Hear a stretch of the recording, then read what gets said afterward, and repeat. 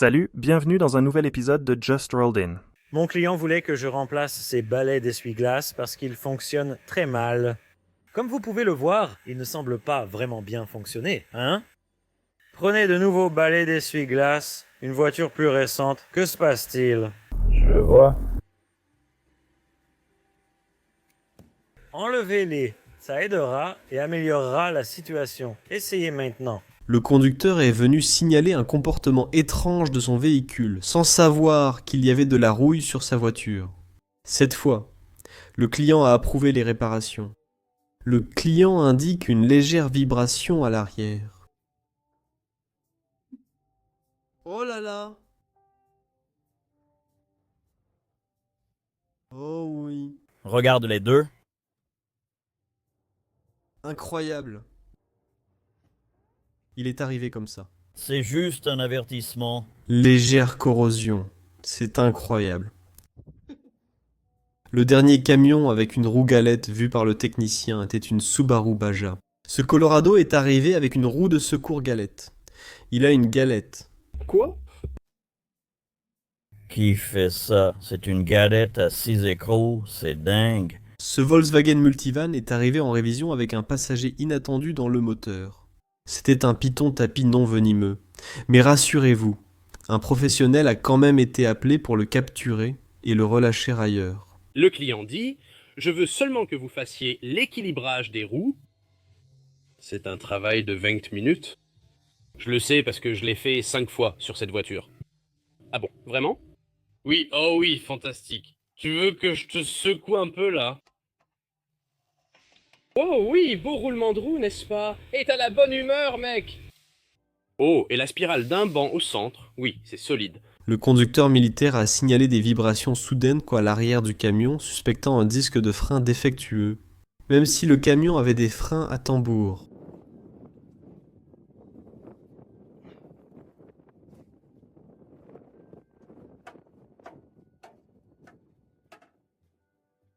Ce véhicule est arrivé avec un important voilage de disques.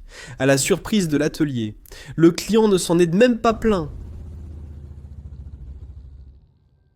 Le client a amené ce véhicule pour une vidange d'huile. Les supports moteurs étaient un instant fichus. Il n'y avait pas de boîte à air et la boîte de vitesse patinait tellement qu'il était presque impossible de monter le véhicule sur le pont. Ce client était sur le point de partir quand il s'est rendu compte que son compteur de vitesse s'affolait, alors que la voiture était à l'arrêt. Il est même monté jusqu'à 70 miles à l'heure. L'atelier a retiré la roue et a découvert que chaque trou d'écrou était complètement évidé. La goujon était serrée, mais pas la roue. Un trajet de plus, et elle se détachait sur l'autoroute. Ça a l'air bien, pas de rouille ni rien. Je regardais par ici, hein. Qu'est-ce que c'est? Quelqu'un a perdu quelque chose là-dedans? On dirait un mètre ruban, à mon avis. Eh bien, on va le découvrir, hein? Ouais, je me demande depuis combien de temps c'était là-dedans. Oh, Milo, si tu as besoin de récupérer ton mètre ruban. Mauvaise nouvelle, mec. Je ne pense pas que ça marche très bien. Ce Hyundai Kona 2020 est arrivé comme ça pour l'inspection. C'est la deuxième fois que le technicien voit ça sur une Hyundai. Ce Jimmy est arrivé sans pare-choc avant, équipé d'un support de treuil. Il n'y a presque rien entre lui et un obstacle.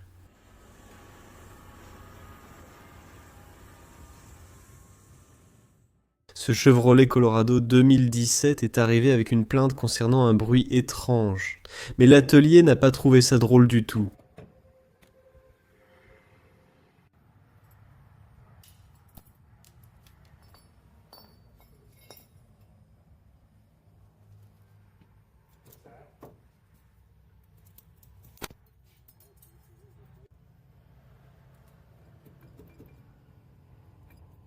Maintenant, nous allons l'expliquer. Le client a fait une révision chez un concessionnaire avec vidange d'huile, changement des bougies et du joint de cache culbuteur. Ensuite, les clients ont conduit 3 heures, jusqu'à l'endroit où se trouve l'atelier pour un voyage. 2 heures dans la voiture, et il a eu une faible pression d'huile ainsi qu'un voyant moteur allumé.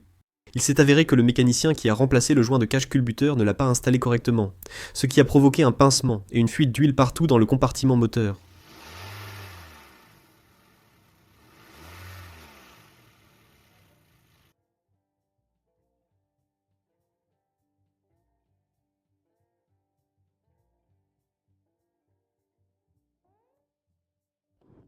Je n'ai aucune idée de comment cette roue ne fuit pas d'air. Regardez à quel point elle est tordue. Je suis passé près de son camion et j'ai dit « Papa, ça doit fuir ». Il a répondu « Elle n'a rien perdu ». J'ai tapé un trottoir, ça a tordu la jante et ça n'a rien fait à mon pneu. Il n'a pas perdu une seule goutte. Regarde, tu vois le talon du pneu ici, presque l'air à l'intérieur. Et ça ne fuit pas, mec? J'ai vu des vérins moins abîmés qui fuyaient déjà, alors que lui affirme qu'il n'y a aucune fuite. Je ne comprends tout simplement pas, c'est complètement fou. Cette chanson sur lead, laisse-le vendre ces vieux nitos, il en a déjà tiré tout l'argent possible. Je suis juste sidéré, les gars, je suis sidéré que ce truc ne fuit pas d'air, il n'y a pas de produit d'étanchéité sur la jante, il n'y a rien dedans. Il s'accroche juste et il roule avec. Je vais te dire, bro, je parie que ça vibre, ça ne fuit peut-être pas d'air, mais je parie que tout ça va lui faire vibrer la roue. Je parie qu'à 110 km/h, ça ne va pas te faire claquer les dents. Cette Volkswagen T-Roc est arrivée avec la plus grosse crevaison jamais vue par le technicien, mais elle gardait encore la pression. Il y avait une barre d'armature en acier de 8 mm de diamètre dedans. Le client estime que son véhicule a encore une longue durée de vie.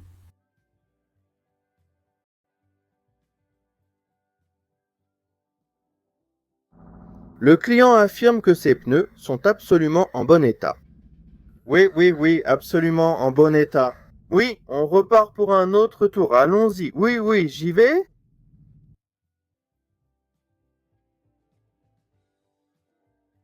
Ce quarter midget de terre a dépassé les 10 154 tours par minute. Après que l'embrayage ait patiné, le moteur a réagi en ventilant le bloc. Et maintenant, il est à l'atelier.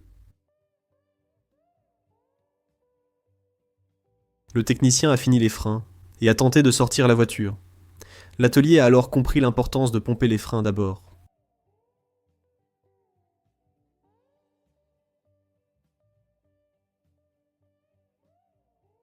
J'ai inspecté ce truc il y a quelques semaines. Échec total à cause du berceau, totalement pourri. Je lui ai demandé de le remplacer, mais il semble qu'ils aient fait des travaux de carrosserie à la place. En vérifiant l'avant, j'ai encore vu un petit trou oublié. J'ai ensuite retiré un peu de mastic. Tu vois le journal en dessous, mec? Les gens étaient louches, alors j'ai frappé plus fort au marteau, révélant d'autres dégâts de carrosserie. Ils espéraient sûrement. Je ne me rappelais pas cette voiture. Ils devaient remplacer et souder les bas de caisse, pas mettre de la mousse expansive. C'est un mauvais travail, cela devait être soudé. Le client déclare. Le voyant moteur s'est allumé. L'odomètre affiché. 325 000 miles. Le voyant n'était pas nouveau. Il a juste finalement été remarqué. Eh ben, regardez-moi cette folie ici. Ils ont installé une entretoise sur le véhicule et un adaptateur dessus pour monter un autre jeu de jantes. Je vais vous montrer comment ils ont installé ça. Madame vient d'acheter ce camion, elle ignorait ce montage. Ils ont fait ça parce que c'est un Ford avec une jante de Chevrolet. Et je ne roulerai jamais avec quelque chose comme ça de toute ma vie. Mais voilà l'installation. À mon avis, ce n'est pas sûr. Je vais mettre du frein filet sur tous ces écrous et boulons, et bien les serrer pour éviter que sa roue tombe en conduisant. Celui-là est en place, bien serré avec du frein filet. Maintenant, je vais mettre celui-ci aussi avec du frein filet et bien le serrer. Soumettez vos propres vidéos sur notre site justrolledinit.com. J'espère que la vidéo vous a plu. N'hésitez pas à liker ou à vous abonner. Merci de votre visionnage.